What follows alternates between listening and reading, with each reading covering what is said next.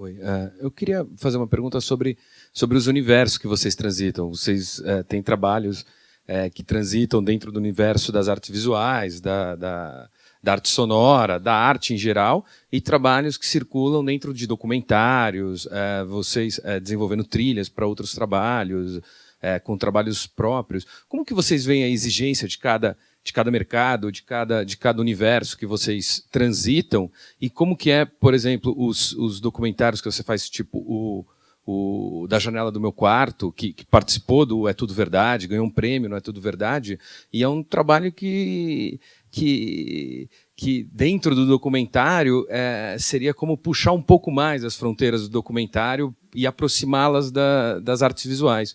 Como que vocês veem esses universos de trânsito que muita gente acaba ficando restrito aos próprios universos e outras poucas acabam transitando, né? Pessoas acabam transitando. Eu acho que esse cinema do Cal tem um pouco uma descontextualização desse documentário. Assim, você pega o Andarilho e aqueles planos longos na estrada, tudo bem que ele quer passar uma coisa da caminhada, mas assim, se você for pensar bem, é um filme que ele está ali contemplando uma imagem e ele deixa essa imagem por um tempo acontecer, com um tempo que não é um tempo que você costuma ver em documentário, que geralmente tem um recorte mais... É claro que eu também sou meio cru assim, e provavelmente tem outros documentaristas que trabalham com esse tempo também. Tem aquele americano que deixa a câmera lá por horas gravando, tudo bem. Mas, de certa forma, é um filme de contemplação de imagem, de sons, de ambientes, e que, num certo momento, tem uma relação forte do diretor com o personagem, assim, e o personagem pode até adquirir uma certa força, mas é um filme que tem um pé nessa coisa que aproxima muito das artes visuais, que é esse poder sabe, de dar tempo mesmo para essa coisa da imagem e, consequentemente, para o som. Eu não sei se eu estou falando... Não, é isso mesmo. Eu acho que é o seguinte, eu digo que eu não faço documentário, como eu também não faço ficção, como eu também não faço curta, ou eu não faço longa, ou eu não faço ficção científica, ou se eu não faço... Ou seja, eu odeio gêneros, entendeu? Acho uma punheta crítica desde Aristóteles, é uma masturbação intelectual sobre querer encaixotar tudo em determinadas coisas, que o efeito disso é hierarquizante, preconceituoso e limitador. Poda a liberdade da criação. Então eu acho que muita gente... Isso que você fala, que é difícil de sair dos nichos, das coisas, das verdades dos documentaristas, né? Da verdade, da objetivação, da fala. Por que um documentário tem que ter... Por que a gente está acostumado a ver documentário falado o tempo inteiro? Por que não pode ter um documentário silencioso, sem nenhuma fala? Né?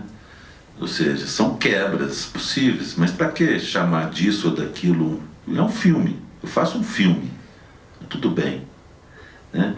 Até essa denominação já é complicada, né? Porque hoje você mostra um filme numa sala de museu, vira outra coisa, vira videoarte, ou vira... Então, sabe, é muito redutor essas categorizações, eu acho. Eu sinto que o ser humano precisa disso para sobreviver, talvez, né? Essas gavetinhas para colocar as coisas, mas eu acho perigoso, né? Eu sempre achei estranho e sempre achei hierarquizante, entendeu? Por exemplo, eu nunca vi, na minha formação, eu não tive acesso nenhum a documentário. Sempre vi ficção na minha vida, porque o que passava no cinema, nos cineclubes que eu via era ficção. porque esses documentaristas maravilhosos da história do documentário não chegavam até a gente, por exemplo, não tinha internet, ninguém sabia o que era. Documentário para mim era Amaral Neto, entendeu? E para quase todo mundo. Então, quando alguém falava, o que você faz é documentário, eu me lembrava, pô, Amaral Neto, eu não faço Amaral Neto. É hierarquizante, é bitolador, entendeu? É uma coisa... E não tem nada a ver com Amaral Neto. Então, também não é jornalismo, não é pergunta-resposta, não tem nada a ver com Coutinho, por exemplo, que é um outro tipo de... Então, é tão complexo você generalizar que fica ridículo ficar conversando sobre isso, sabe? Vira masturbação, assim, coisa para...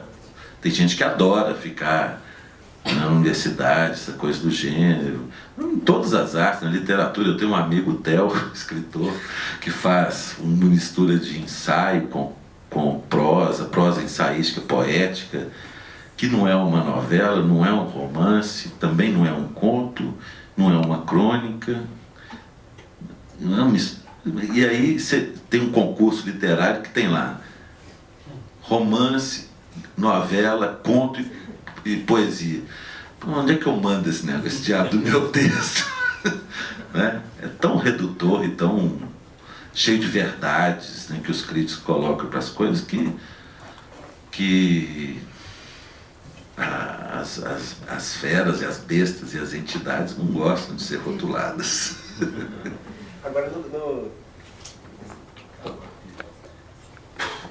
Agora, no caso da gente, tem uma coisa que é interessante, assim, porque a gente, sei lá, o trabalho autoral mais forte é a coisa do concerto, né?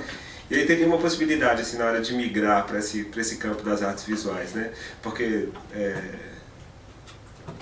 pra gente, quanto mais possibilidade de trabalho, melhor, né? A gente vive disso, tal, e não sei o que lá. Então, se eu tiver mais campo de trabalho, é ótimo. Então, migrar para outras áreas é importante do ponto de vista do dia a dia do trabalho. Então, quando a gente começou a ter essa possibilidade da migração, né, de entrar num campo que era do campo das artes visuais, e que era importante para a gente desejava isso de alguma forma, havia a possibilidade da gente entrar ou no campo da performance ou no campo da instalação, né? Aí no campo da performance é uma coisa meio absurda, assim, porque era quase como que fazer um concerto com péssimas condições técnicas. Então tinha um pouco dessa história, assim. Então a gente já entrou em 1000 roubadas, assim, nessa coisa. Mas a coisa da instalação gerou uma coisa super importante do ponto de vista artístico, que abriu um campo estético mesmo. Que era assim, como colocar um trabalho que vai funcionar sem o músico. E aí, no espaço, sem o músico, que dispositivo que você... E aí isso abriu um campo mesmo estético, que é super legal, e que a gente adorou, e que a gente adora, e que a gente se debruça sobre ele o tempo inteiro. Até que isso começou a acontecer no caminho inverso, assim, de que como que a gente coloca esses trabalhos que teoricamente são instalados, que funcionam, sei lá, autômatos e não sei o que lá, e também essa relação do espaço, como é que a gente traz isso para a sala de concerto. Então teve uma coisa muito interessante nesse processo de migração, assim, foi legal. Então, enfim, porque vocês têm realmente uma capacidade de, como você falou, de esculpir o tempo, né, um cuidado que realmente chega, às vezes em alguns momentos, quase que domar o tempo, né, a sensação de dilatação, que realmente é algo muito difícil, né, muito... Só Deus, nem Deus. Eu ia dizer que é visível, mas nesse caso é audível, né? Assim, a capacidade de suspensão mesmo, de uma percepção do tempo. E nesse sentido, eu até estava comentando que na época eu fiz faculdade em BH, na época da PUC a gente acompanhou um pouco, no final dos anos 90, começo dos anos 2000, o trabalho de vocês, e era muito evidente assim, a influência que aquilo tinha no debate estético, mas nas provocações que traziam. E aí, enfim, o que me vem a pergunta, na verdade, que eu traria para vocês é assim, como é que vocês trabalham dois elementos aí que de alguma forma são, normalmente nas produções audiovisuais não tem tanto um cuidado, que é o silêncio mesmo, você falou um pouquinho sobre isso, mas talvez...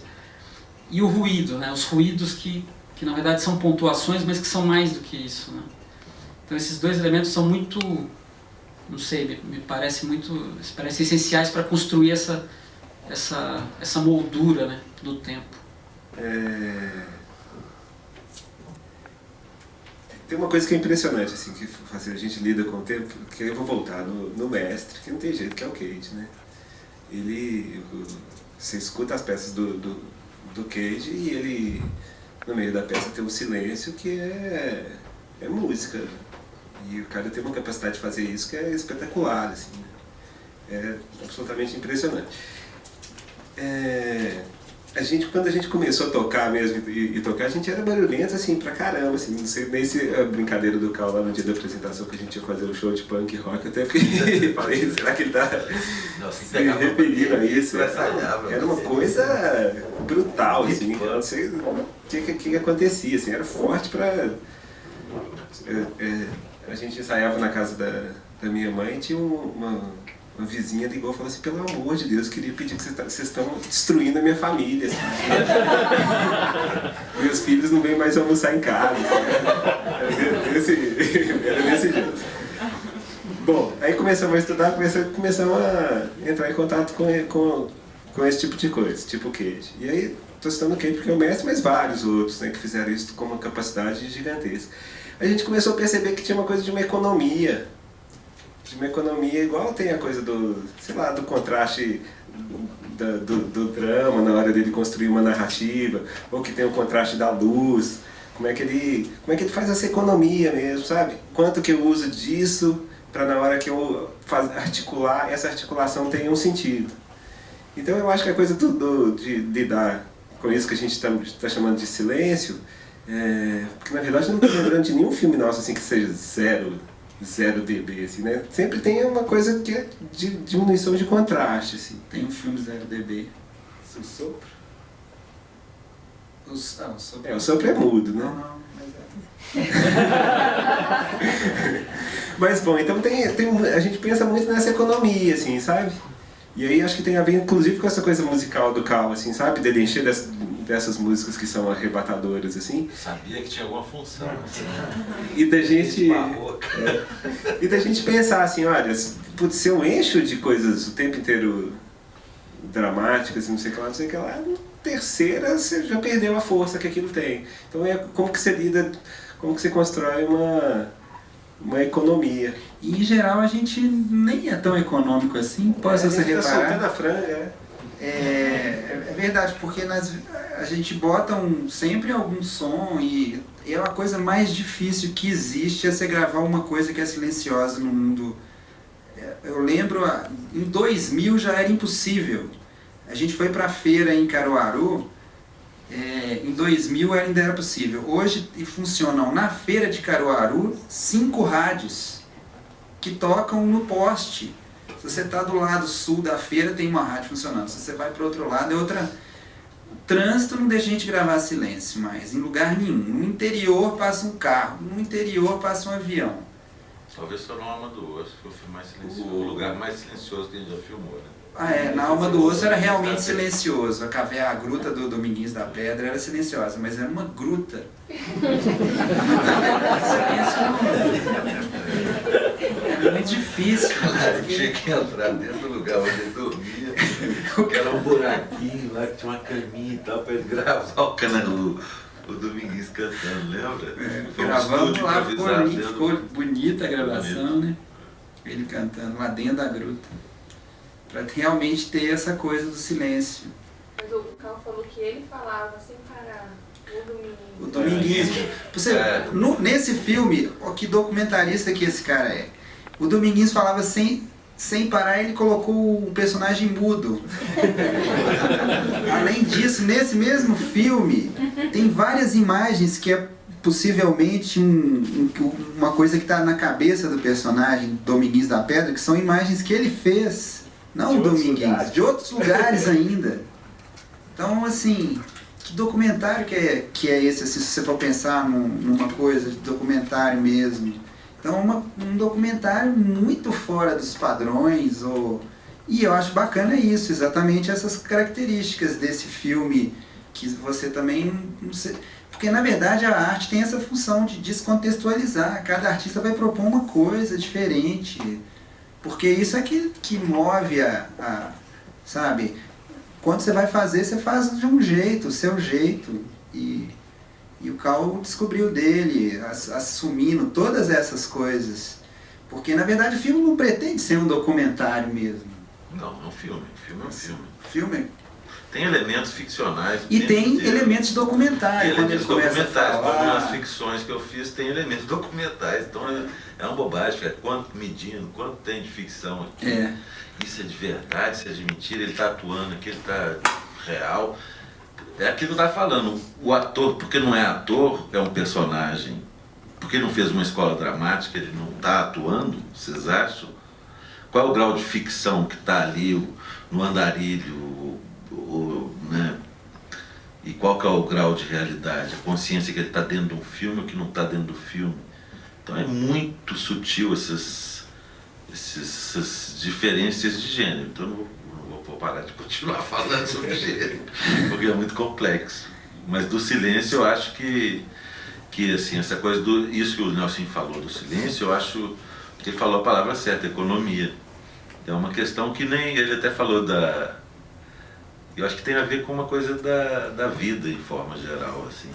Que ele falou que eles eram muito barulhentos, os vizinhos incomodavam, ele não sabe que ele está envelhecendo, por isso que ele está ficando mais silencioso, mais econômico, gastando menos energia, né?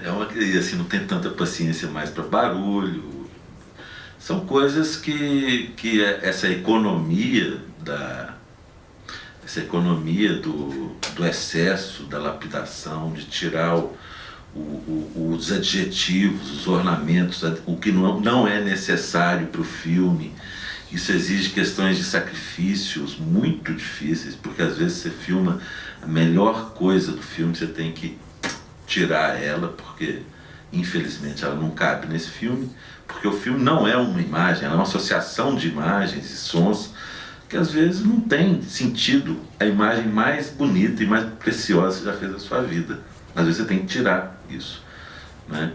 Então é uma questão de economia e de adequação ao ponto certo. É igual tempero, cinema de cozinha, tempero de comida, sabe? Tem que saber o tanto que você gosta. É lógico que o público depois vai provar e vai achar mais salgado, ou mais doce, ou mais não sei o que, ou no ponto certo. E é isso. A vida assim corre. Eu vi aquele vídeo, é o pintor tira a basura. Sim. Nem conhecia seu trabalho, né?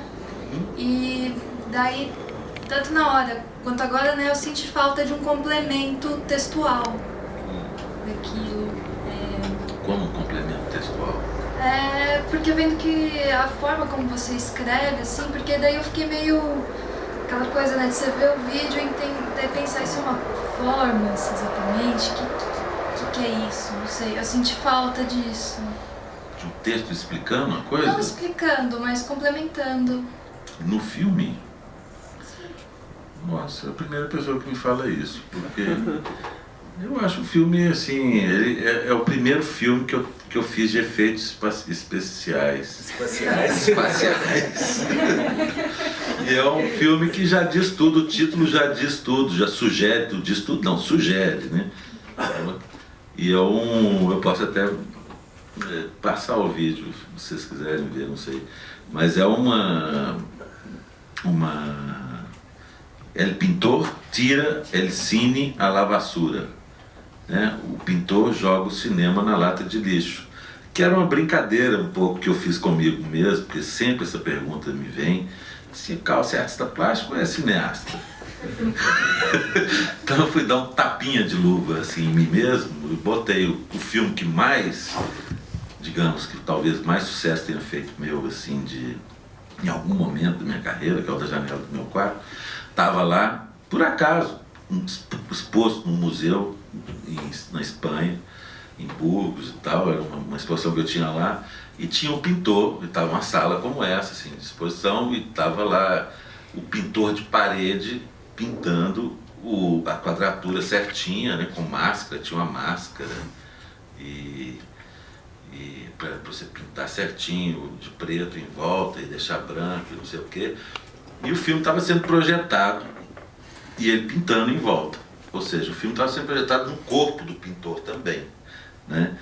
E ele pintava a parede e a textura do filme mudava de acordo com o brilho da tinta que está molhada. Você viu o mesmo filme que eu fiz de uma forma diferente, né? E aquele corpo, que eram três corpos, duas crianças projetadas brigando, assim, que o filme da janela do meu quarto é isso, brincando ali, e o pintor no meio daquela cena. Eu botei o tripé e deixei filmando isso. E aí ele, em um determinado momento, ele começa a tirar o plástico que estava protegendo o quadrado e a imagem projetada no plástico. Ele tira, embrulha isso, vai lá no lixo, lá na rua, pega aquele embrulhão e joga dentro da lata de lixo. Então eu fiz um efeito especial, que é o seguinte: na hora que ele puxa, a imagem vem junto, ele vai embrulhando a própria imagem e fica branca a parede. Só que a parede na verdade não estava branca, foi um efeito especial que eu fiz, entendeu? E aí pegou essa imagem, o filme que eu fiz, da janela do meu quarto, pegou e jogou na lata de lixo, entendeu? Então, ou seja, é uma questão tão óbvia e tão assim, uma coisa assim da tatilidade da imagem. Ou seja, hoje no mundo a imagem, provavelmente você vai poder cheirar a imagem daqui a pouco, pegar na imagem. Hoje em dia a imagem ela é tão atravessa tantas outras dimensões que esse filme trata um pouco disso, né? E um pouco de autoironia, assim, comigo mesmo e com essa coisa dos gêneros, por exemplo, do pintor, da pintura ou das plásticas e do cinema. Mas para que eu vou escrever isso no filme? Não precisa, né? Sim, é uma coisa que está ali sutilmente dita, mas E o zum? Tem mais uma? Tem mais uma? Cláudia. Só mais Deixa eu uma. ver se tem tempo, peraí. Então, colocando mais uma azeitona aí na salada grega das categorias. Da janela do meu quarto, posso te dizer que assim, se é documentário, se não é, não sei. Mas que foi, do ponto de vista das artes médicas, foi muito bom num caso de alergia, porque ali está tratando de intimidade, provocação, prazer, e realmente o resultado foi excelente. Obrigado. É isso.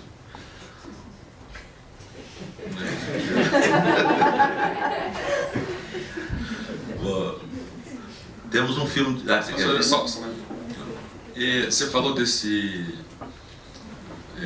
desapego um pouco, não sei se a palavra é correta, mas na hora de passar, com o filme pronto, passar para eles fazerem a trilha. Uhum. Queria saber se você exerce esse desapego também de alguma maneira na montagem, de entregar para alguém, ou se isso não funciona para você.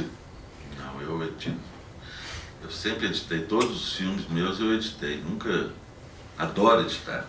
É a mesma coisa que eu pegar. No meu caso, funcionaria eu pensar assim... Tem diretor que é assim, mas no meu caso é a hora que eu escrevo o filme. É igual você pegar um escritor e falar assim, vai lá, escreve esse livro para mim. Obviamente que os meus filmes são diferentes de um filme que tem um roteiro, um guia. O roteiro é um guia, seria um guia para um editor seguir. Que eu acho que nem isso é aconselhável, porque muitos editores que eu conheço, que são exímios editores, eles preferem não seguir roteiro e ver aquelas imagens e tentar construir o filme em cima desse material, porque o roteiro também é uma coisa que vai te desviar.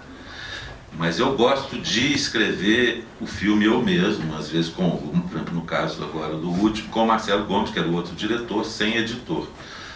Mas eu gosto geralmente de chamar um editor em algum momento, ou alguém que entenda, que eu tenha confiança, para discutir a edição, para ver o que está sentindo. Às vezes até algum espectador comum, que não saiba nada do projeto, que não seja um profissional de cinema, para ver o filme. Eu chamo pessoas, a gente discute, tem uma barriga aqui no filme, vão cortar isso, vão cortar aquilo, né? E tem editores, amigos, que essa parceria é interessante, mas o momento da edição é um momento tão mágico assim, que é difícil de compartilhar ele com uma coisa profissional, sabe? Não sei, é aquilo que, um pouco o momento de... A arte cinematográfica é bem complexa, porque envolve muita gente, né? Então tem que ser gente que tem que ter identidade com você e tal. E, sei lá, eu acho que é uma questão de estilo mesmo. Tem uns cineastas que preferem nem ir, deixa lá com o editor, depois o editor tem um primeiro corte, aí vem cá ver, aí fala, isso tá bom, isso tá não sei o que, isso tá não sei o que. Eu não, eu gosto de fazer o mesmo. É questão de estilo, de jeito. Sim. Eu fiquei muito curiosa de saber como que funciona a tua produção, não fala a produção do, mas como que alguém consegue transformar toda essa sua loucura em esquema para que as coisas funcionem, assim. Porque você não tem tempo, você vai deixar a coisa gravando, sei lá quantas horas, enfim, quanto você achar necessário, mas como que tua produtora consegue esquematizar isso, ou transformar num projeto, ou transformar num edital, enfim, qualquer que seja a forma. O que é da produtora?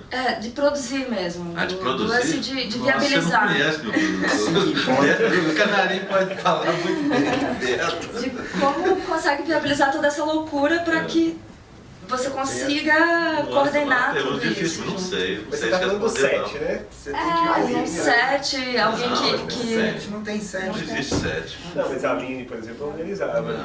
Mas você fez o Doc TV, por exemplo. Em algum momento você teve que organizar a equipe do isso, uma Doc ideia. TV, não, teve um produtor, que é o Beto Magalhães, que é uma peça rara. Não tem nada de produtor. É uma mãe. Tem que ir na garagem. Uma mãe, na verdade, filma, fotografa também. E ele é parente de metade do Brasil. Ele tem parente em cada cidade.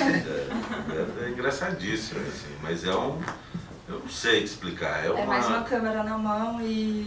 Não, existe, eu escrevo, cada vez menos, mas antigamente todos esses filmes, Andarilho, Alma do Osso, Homem das Multidões, que eu fiz agora, Acidente, Fim do Sem Fim, eu escrevi um texto de projeto.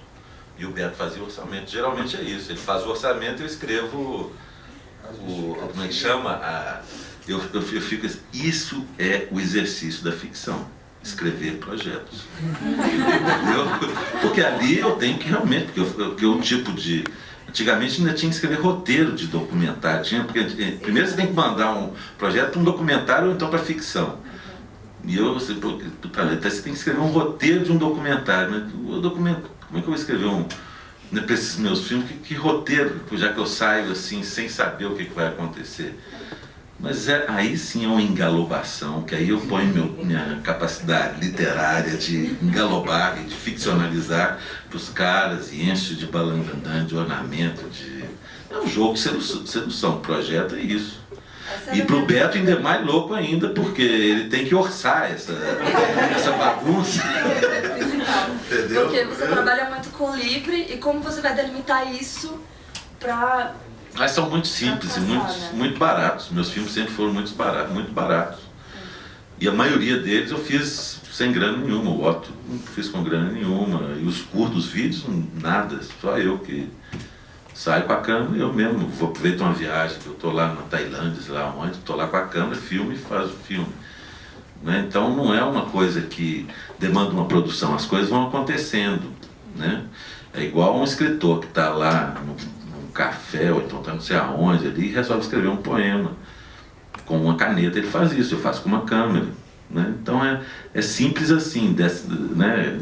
Não existe uma preparação. Claro que, por exemplo, o Rua de Mão Dupla, eu estou lembrando, cada filme é uma história. O Rua de Mão Dupla eu contratei Canarinho, era uma coisa da Bienal de São Paulo, a gente tinha alguma graninha, não era?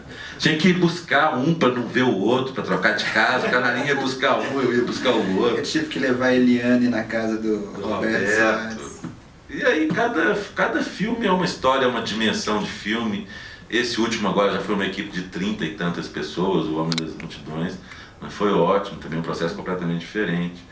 O Otto fez eu, minha mulher, meu filho, o Acidente, sei lá, o Existo, eram 6 pessoas, né? E Geralmente tem um dos meninos do Grivo, tem eu, tem o Beto, tem no caso do Existe era o João Miguel, tinha a Aline, que era assistente, tinha o Xande. Isso é importante também, a figura do assistente de câmera. Isso mudou minha linguagem cinematográfica totalmente, no Andarilho. Porque eu sempre fui preguiçoso, sempre tive preguiça de carregar tripé. Quando a gente fazia filme junto, eu filmava tudo na mão. Você vê que meus filmes tem muito... Igual o Pedestriano, que tem que... Você vê que a câmera tá sempre assim, né? Meus filmes não tinha tripé, e tudo Super 8, tá tudo na mão. E aí, o Xande, o primeiro filme que eu tive assistente de câmera... Outra coisa que ele cuida da câmera. Ele cuida da câmera, põe o tripé, e aquele tripé pesado, assim, Xande, põe ali o tripé, põe a câmera, eu botava e tal... Aí enquadrava e deixava a coisa acontecer.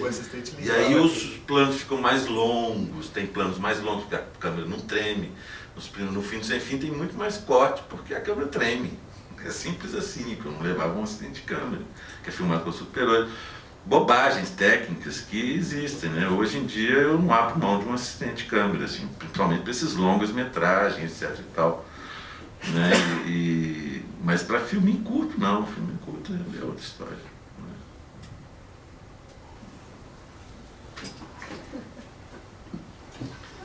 Né? Vamos passar o zoom? Então vamos. É um projeto que eu fiz com o Zé Bento, que é um amigo meu, artista plástico também, e com os meninos do Grivo, que é um filme que também trata de, ou seja, a essência do filme, não é um filme, é uma instalação, é a música, é o som. Então a ideia do filme é o seguinte, a gente perguntou para sei lá, serão 16 músicos de diferentes tipos de músicos, desde aqueles músicos que tocam sambinha, aqueles velhinhos que tocam samba, até a orquestrinha de Ouro Preto e outros tipos de músicos diferentes, cada um com um instrumento diferente, relacionar a sonoridade de cada um desses instrumentos com uma cor. Né? Então, uma questão de sinestesia. A ideia do zoom, zoom, zoom era justamente essa coisa de sinestesia, a relação entre os sentidos, né? Entre a cor e o som. A cor do som. Lembra desse grupo musical? E aí, a instalação foi feita na Gentil Carioca, no Rio, e numa sala você tinha esse vídeo de meia hora passando, e na outra sala você tinha uma instalação que era interativa com o público, que compunha a música enquanto caminhava pela sala. Então eu tenho o vídeo que passava numa sala, que vocês vão ver integralmente, meia hora, e tem o making off de um cidadão, que no caso é o Zé Bento, andando pela outra sala, que vocês vão ver depois, eu explico direito.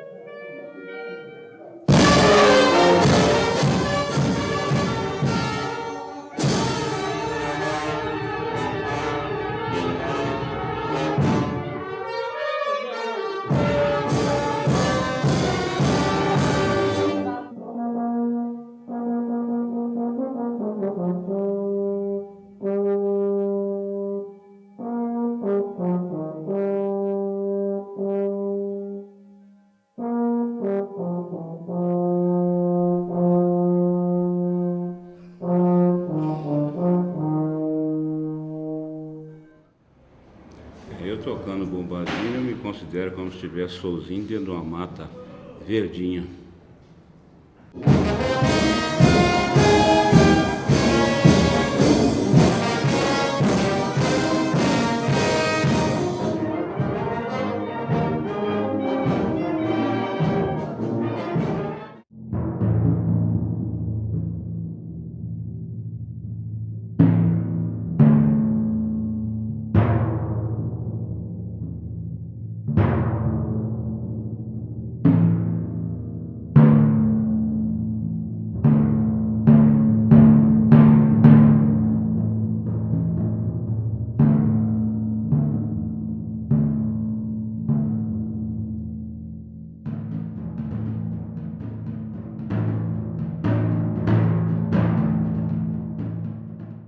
se fosse uma outra dimensão. Eu percebo que eu fico imerso em uma outra dimensão onde eu não reconheço nada ainda, porque não existe nenhum parâmetro ainda com a realidade para eu poder descobrir que dimensão é essa.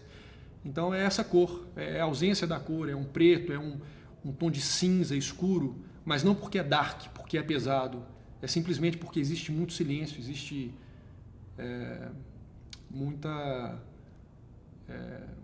muitas sensações num plano não consciente.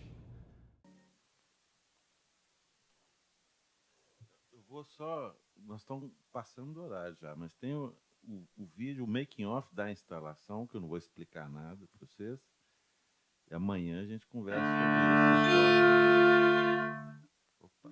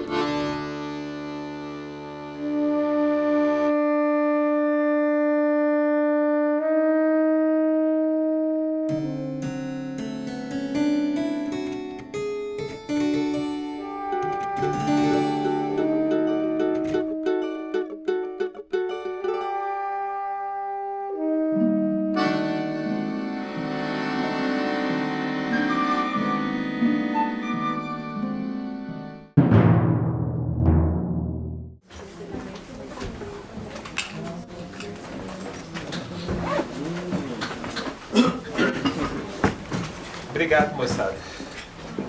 Paciência.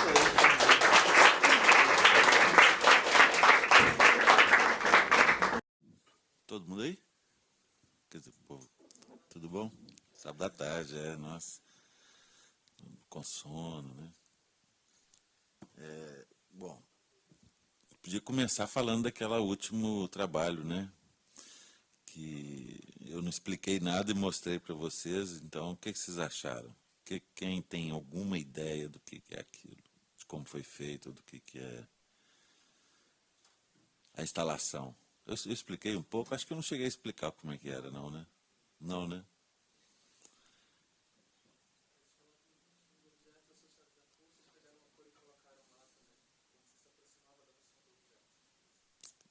Aqueles objetos que eram partituras, né? A gente relacionou eram acho que 16 partituras daquelas, e a gente colocou os 16 entrevistados, falavam de 16 instrumentos e 16 cores. Então a gente mandamos fazer aquelas partituras com LED, né, e colocamos umas caixinhas de som embaixo, aonde cada partitura representava um instrumento e a cor que o instrumento que o cara do documentário, daquele filminho, era visto. E aí, essas partituras, elas estavam conectadas, elas estavam localizadas num outro salão em cima, que lá era tipo uma piscina, assim, um lugar mais embaixo que ficavam as partituras, e na outra salinha, assim, na frente, ficavam vários sensores de movimento, onde se o espectador passasse por um local que estava o tímpano, acendia a luz. Não, o tímpano era negro, né? Acho que era preto o tímpano. Então, no tímpano escuro, ficava tudo apagado, e soava o tímpano. Na hora que passava na sanfona, lá no acordeon, acendia o vermelho, ou seja, e os músicos prepararam várias frases musicais, frases de cada instrumento, né? A gente colocou umas 2 ou 3 e os meninos do Grivo fizeram uma coisa meio randômica, assim, Então existia essas frases eram acionadas de acordo com o movimento das pessoas na sala, né? Então você ia andando por ali, compondo uma sinfonia, né, de acordo com cada passo, com cada movimento, uma sinfonia de cor e de som, né? Então isso ficou bem legal, esse trabalho. E aí depois você poderia... Geralmente você passava primeiro para essa sala, né? E aí depois você ia lá, você não estava entendendo direito o que era aquilo, depois você via o filme e aí você tinha olha aí, aquela cor. Aí você começava a entender, não é? Um pouco o que era, por que o acordeão era vermelho e tal. É bem interessante o povo, assim, essa coisa da interatividade com o público, as pessoas e as manifestações das pessoas, né? Você julgava um gato lá, o gato saía feito louco, ou então começavam a dançar, as pessoas começavam a dançar, né? E vira uma coisa bem lúdica, né? Vem muita criança. Esse trabalho eu achei bem bacana. Eu fiz com o Zé Bento, um amigo meu.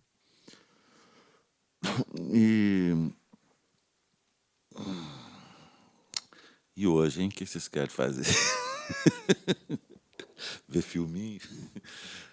Eu pensei, assim, rapidamente agora no almoço, em passar um trecho do o Rua de Mão Dupla. Eu acho um filme bem curioso, assim, ele gera bastante... Essa é uma instalação que foi feita para a Bienal, ela gera bastantes reflexões acerca dessa coisa da proposição, do dispositivo, né, e é talvez dos meus filmes dos trabalhos que tenham mais trabalhos acadêmicos sobre o trabalho, né? Então tem até um texto da Consuelo Lins muito bonito sobre esse trabalho, né?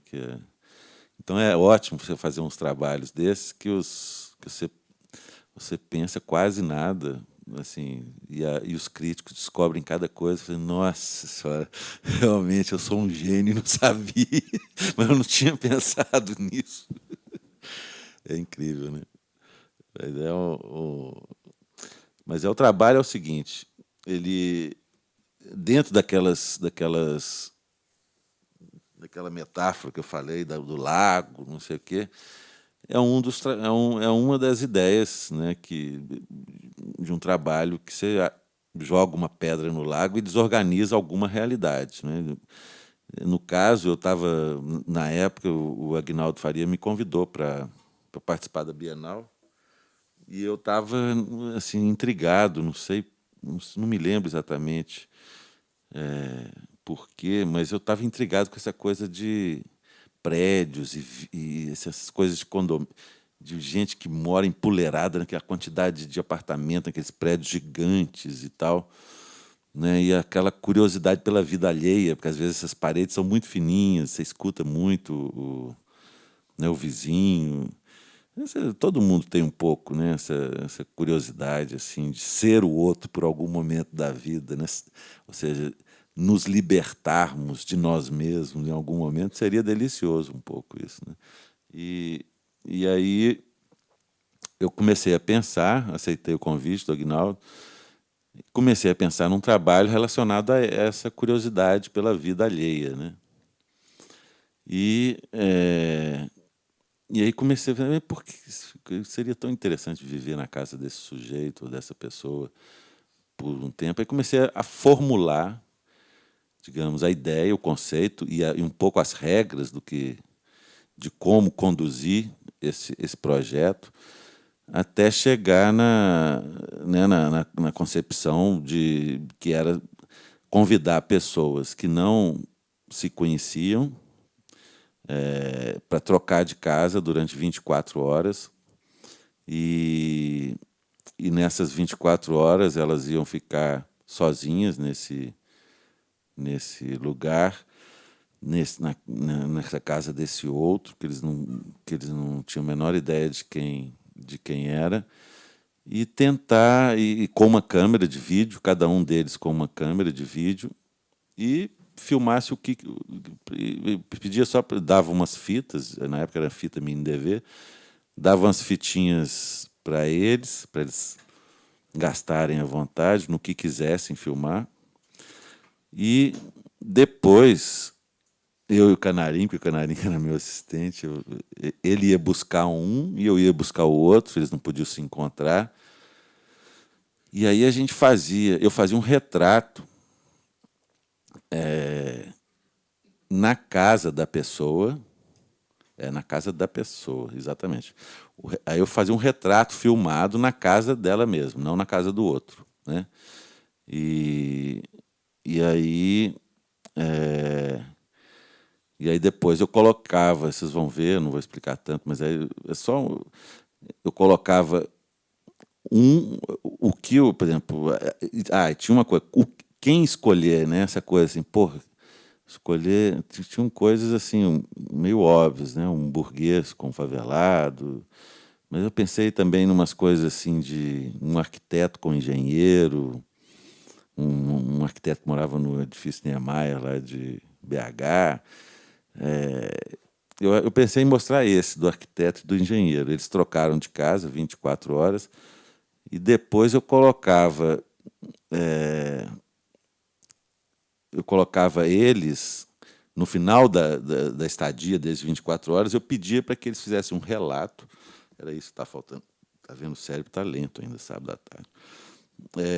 Um relato sobre quem eles imaginavam ser essa pessoa em cuja casa eles ficaram 24 horas. E no filme você vai ver, enquanto o engenheiro está falando desse ser do qual ele conhece sua casa, tem o retrato filmado dele logo ao lado. Então você vai escutando ele falar do engenheiro e o engenheiro está aqui do lado, olhando para a câmera. É um retrato filmado, né? Falava assim, ligava a câmera e falava assim, fica aí 15 minutos olhando para a câmera, né? Muita gente acha que eles estão olhando o que o outro falou dele, mas porque no filme parece assim, né? Mas eles, na verdade, estão só olhando a câmera. Então vamos ver esse, porque você acha legal comentar depois de ver, né? Então é o trechinho número 2 do Rua de Mão Dupla. Deixa eu ver aqui. Pode apagar a luz aí.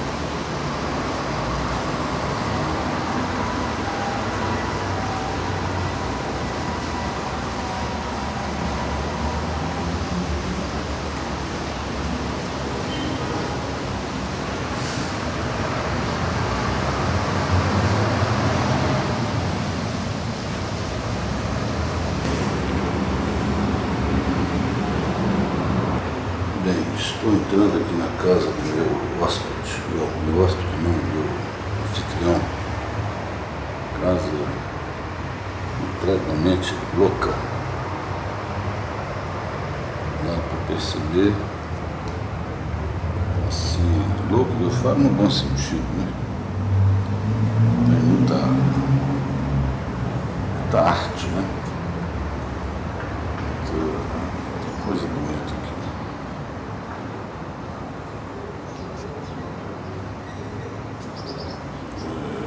Perceber que é um dos prédios mais chiques de BH, né?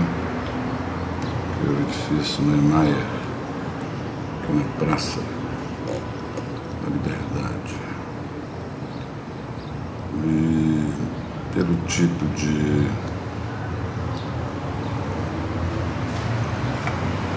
móveis, de mobiliário,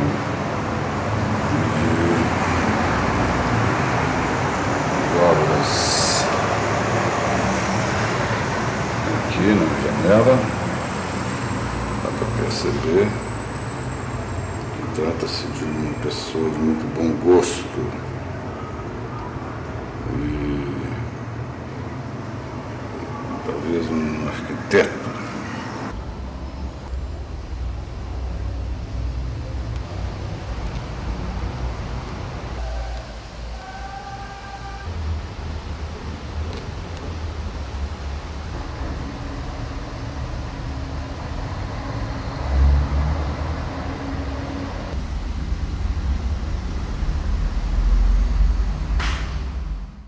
Essa pessoa é um homem grande, macho, por religião, desde criança, ele torce para o glorioso Clube Atlético Mineiro. Galo. E ele é grande. Eu compus ele com barba, no mínimo bigode. Se ele pudesse, ele usava chapéu aqui na cidade mesmo, mas ele usa mais quando viaja. O que ele gosta mais na vida é de pescaria e mulher pelada. Claro que depois do galo.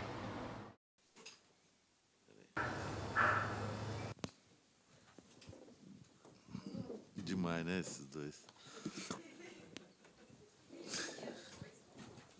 Hã? Eu dei os filmes para eles depois. Eu ia fazer, mas não lembro na época. Eu acho que eles viram aqui na Bienal. Alguns deles vieram na Bienal. E o processo, assim, eu até tinha pensado em eles montarem a parte deles, mas aí a questão da montagem foi, porque é um trabalho que eu não peguei na câmera, e a montagem eu respeitei um pouco a ordem cronológica que foi filmado, e obviamente que tirei algumas coisas, mas não me preocupei muito em associar uma coisa com a outra, porque tem muito isso, né? São duas imagens, o tempo inteiro você tem esse tentação de tentar associar alguma coisa, né, com a imagem do outro, assim.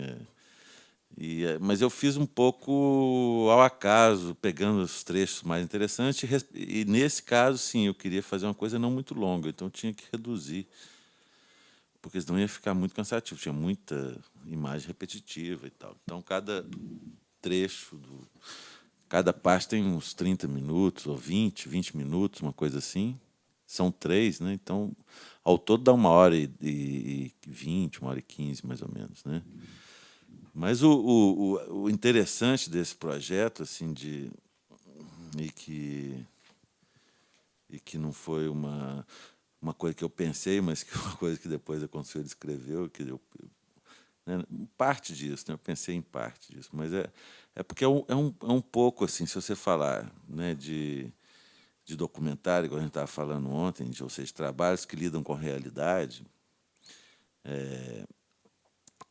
ele vai um pouco na contramão do que é o documentário, que é quando você faz um filme sobre alguém, ou sobre alguma coisa que vai falar de si mesmo, né? Então, você tem 3 formas de revelação de um personagem nesses filmes. Primeiro, é através do olhar que ele impregna no que ele filma, ou no que ele elege para filmar, né? Então, você tem, no caso, você percebe exatamente um arquiteto como compõe o quadro direitinho, como tem uma coisa conceitual, ele filma aqueles negócios de troca de casa, de casa dos artistas, que tem a ver um pouco conceitualmente com esse trabalho. Ele filma, ele faz masturbação com a câmera, né, filmando, aquilo é maravilhoso. E o outro vai narrando, né, como o engenheiro vai narrando aqui de uma forma bem lenta, bem entediada, né, aquele lugar estranho que ele está, cheio de problemas de engenharia, né, ou seja, uma coisa E você vê a preocupação estética de um arquiteto, que é natural, né, e uma preocupação prática do engenheiro, né, que é também bem natural. E além dessa coisa, dessa revelação do personagem através do seu olhar, você tem, através da casa que ele vive, que está sendo revelada pelo outro, né, e você tem ele falando de um outro, e não ele falando de si. E, às vezes, quando você fala de si, você se protege. Quando você fala do outro, aparece muito mais os seus preconceitos, as suas coisas. Então, é uma outra forma de chegar ao personagem, porque o curioso é isso, porque todo filme, é óbvio, todo personagem vai se proteger, né? A maioria das pessoas, você vai fazer um filme sobre um político que roubou, não sei o quê, o cara não vai ficar falando as coisas boas que ele fez e tal. Agora, quando esse político estiver falando de uma outra pessoa, você vai perceber a podreira que ele é ou não, né? Ou então as coisas, os preconceitos e as virtudes. Através de uma fala do outro, ela é mais livre, né? Ela é mais... Quer dizer, existe também um certo pudor ao falar do outro. E o engraçado é que esses dois são os... O arquiteto é o mais curioso, mais invasivo, assim, que abre toda a gaveta e tal, né? Os outros, muitos ficam filmando a janela, sabe? Filmando fora da casa. E tem um oficial de justiça e um DJ, um produtor musical, que trocam de casa. E o terceiro é um poeta e uma pedagoga, escritora, meio professora da universidade, que também é uma loucura. E o que mais? Alguém quer perguntar alguma coisa? Você já conhecia esses personagens antes? Como que foi a escolha dos personagens? Como que você decidiu? E se você também já conhecia as casas? Antes de fazer o filme, tá. E se você esperava que algum personagem podia render alguma coisa a mais ou não, você tinha alguma expectativa com alguma pessoa, se ela fazia parte do seu círculo de amizade? Tá. Obviamente que, da mesma forma que o Histórias do Não Ver escolheu os sequestradores, foi uma coisa paulatina e uma coisa complicada, porque era botar um estranho na casa de uma outra pessoa. Então, eu não me arrisquei a botar uma pessoa que eu não conhecia. Como eu conheço muita gente de várias turmas diferentes, tribos diferentes, e gente de todos os lugares, eu preferi fazer uma opção mais para essa coisa. Engenheiro, arquiteto, podia dar alguma coisa interessante, um poeta e uma professora escritora mais rica, e ele bem assim, morando num subúrbio, uma vida de poeta marginal, assim, ex-travesti, um cara bem doidão, que era meu amigo. Todos eles eu conhecia, de alguma forma. Todos eles eu conhecia. Uns mais, outros menos. E foi em cima desse universo de conhecidos que eu escolhi esses pares e que toparam fazer, que não é uma coisa tão simples topar entrar numa empreitada dessa. Nem sei o tanto de consciência que eles tinham de onde eles estavam entrando, né? Mas como e tinha também uma remuneração, porque era um trabalho para a Bienal, que tinha uma graninha pequena e tal. E é óbvio que para esses dois aí, por exemplo, não fizeram falta, que era irrisória a remuneração, mas para o poeta marginal foi ótimo, por exemplo, né? Mas eles ficaram... Você viu que até o engenheiro falou assim, pô, cheguei animado, tal, que eu tinha feito um aquecimento, ele estava chapado, com a voz enrolada, não sei o quê. Então o cara estava animado. É uma questão, conversar sobre o projeto, se topa, se não topa e tal. E eu até nunca fiz isso, é uma coisa que eu queria, depois de ter feito uma festinha, um encontro com os 6, né? Mas eu não fiz, assim, a vida que fica passando por cima dessas coisas, assim, né, outros projetos, entrar e começa a fazer outro filme, outra coisa, e você acaba passando isso. Mas isso seria curiosíssimo, né? Depois até filmar eles conversando sobre as experiências juntos, não sei. Ou mesmo para se divertir, né? porque... E qual a outra que você perguntou?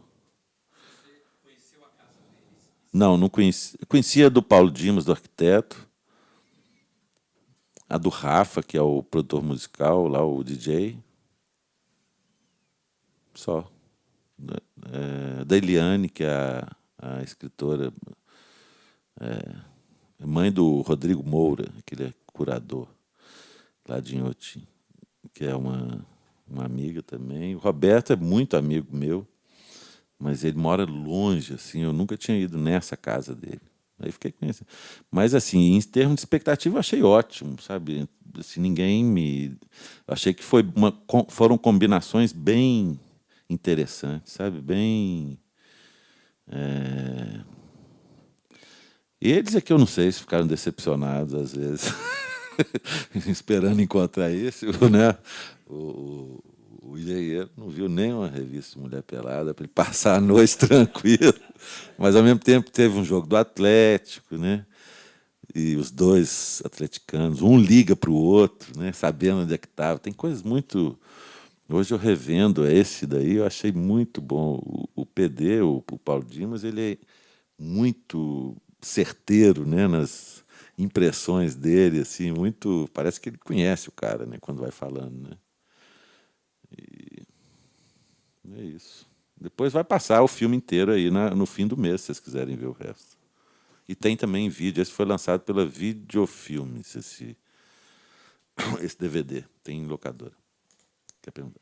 Oi.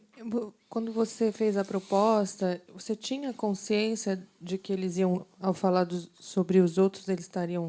Você estava buscando isso, assim, que através das falas... Não, isso foi a Consuelo que descobriu, eu não sabia. Hoje eu uso, falo assim, pô, olha aí, tá vendo? Que sacada. Eu queria saber se foi uma coisa que o filme, uma descoberta do filme, ou se já era um pensamento conceitual, porque isso chama muita atenção. Eu conheço bem, já vi os 3 episódios, tal, que eles, na verdade, estão falando muito deles mesmos, né? Principalmente no último, isso fica muito evidente, assim, e tem até umas coisas assim, meio, às vezes, preconceituosas que eles acabam falando, né? Geralmente eu passo nas palestras o último. Hoje eu resolvi mudar, porque eu já não aguento ver o último, eu vou passar o segundo para eu lembrar. E eles, quando eles se viram, eles manifestaram alguma coisa tipo... Eles não se viram. Quando eles, na exposição, quando eles viram pronto. Aí eu não sei. Acho que eu conversei com eles e tal, manifestaram, assim, conversei, eu já não lembro exatamente, mas eu encontrei esporadicamente, não fiz esse encontro que eu devia ter feito com todos eles. Mas eu encontrei com o Paulo Dimas depois, e a gente conversou sobre isso, não lembro mais o quê. Não tem nenhuma impressão que eu poderia te dizer aqui agora de lembrar. Eu não tenho memória mais também, está acabando. Eu tinha que fazer essa festinha, né? Isso seria demais, né? Mais na véspera, né? Ou então hoje, 10 anos depois, né? Fazer uma coisa assim, ver o filme todo de novo, junto, né? Isso seria demais. Minha pergunta rápida, é só para saber, assim, você fez outros experimentos com outros pares ou foi só esses 3 e os 3 que entraram? Só os 3. Só os 3. Porque era uma coisa que eu fiquei pensando, agora que eu estou lembrando, na época, tinha um projeto de continuar fazendo isso com aí trocar de países, entendeu? Isso seria super interessante. Mas também, eu fiz esse, foi feito, e aí comecei a fazer outra coisa e esqueci. Mas eu pensei em trocar, por exemplo, um índio pataxó com, sei lá, você pode trocar milhões, que tem, né? Uma tentativa de... Essa coisa da alteridade é muito presente no meu trabalho e muito rica, né? Essa coisa das culturas diferentes, de você entrar em contato, porque isso foi muito forte para mim, né? Eu já falei aqui da coisa de morar fora, de entrar em contato com outras experiências que não a sua e perceber que a vida é muito maior do que você imaginava que era, ou é pelo menos diferente, né? Então esse trabalho é um pouco isso, né? Bastante isso. O que move ele é essa curiosidade pela alteridade, pelo outro, né? E da mesma forma que eu entro na casa de alguém que eu não conheço, eu chego num país, numa língua que eu não conheço, né? É o mesmo estranhamento, assim, são dimensões diferentes, mas possíveis de continuação de um projeto, né? Um projeto também para uma vida inteira, se você quiser ficar fazendo isso, né? Com variações possíveis.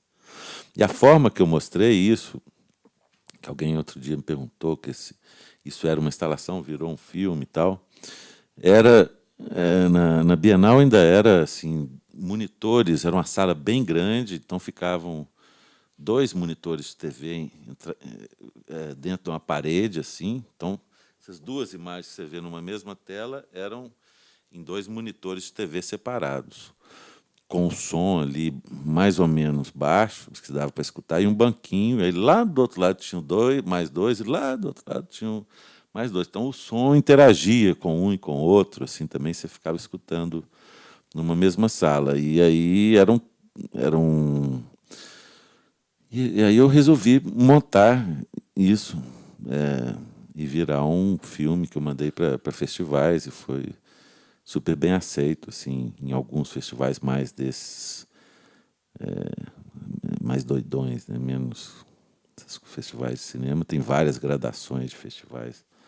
Então você manda para o festival, tipo festival, entrou em festival de Locarno, Roterdã, sei lá mais aonde, passou em vários lugares. Cal, no final do Rua de Mão Dupla aparece esse projeto é dedicado ao outro e é constante na fala. Eu nem lembrava disso. Tem a constante fala na outridade, né? Essa alteridade, o outro que é diferente de você. Hoje, pensando em toda essa trajetória de andarilhos, eremitas, os curtas e as proposições dos longas, hoje tem algum... Qual que é o seu interesse pelo outros? Pelos outros? Pelo outro? Se for pensar numa... Infância, meu filho. Ultimamente eu estou paquerando meu filho. Estou curioso com ele. Primeiro filho, né? 1 ano e meio. Então esse outro, ele caiu um pouco nesse espaço, tadinho, né?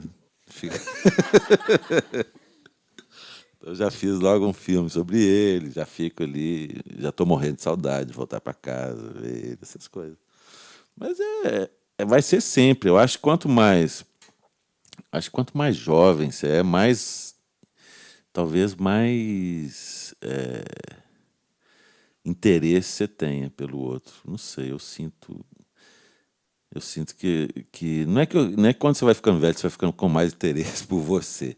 É que você fica um pouco cansado de tanta alteridade também, entendeu? Você já vai ficando mais, sei lá, talvez eu ultimamente ando mais interessado, por exemplo, em sair da realidade um pouco, sabe? Não sei, ler história de ficção. Eu gosto muito de ficar lendo num lugar tranquilo, assim, mais isolado, menos gente, muita gente me perturba. Mas claro que eu gosto de... Mas, por exemplo, eu não tenho muita paciência mais para viajar, para pegar um avião e ir lá para longe, assim. Quando eu chego, já não gosto de hotel, já tenho tempo assim, essas coisas. Eu vai ficando velho, ficando mais preguiçoso. E aí, nesse aspecto também, o inventário, os vários inventários dos curtas, os fotográficos também pode, em vez de ser um work in progress, é capaz, com essa mudança também, de estar caminhando para uma outra fase, né? Talvez. Talvez eu arrume assim, uns 10 anos sabáticos na minha vida para não fazer, mas sei lá, fazer filho. Então, na hora de começar a fazer filho. Habitar a terra. Chega de filme, de coisa, começar a fazer filho, né? Muito mais interessante.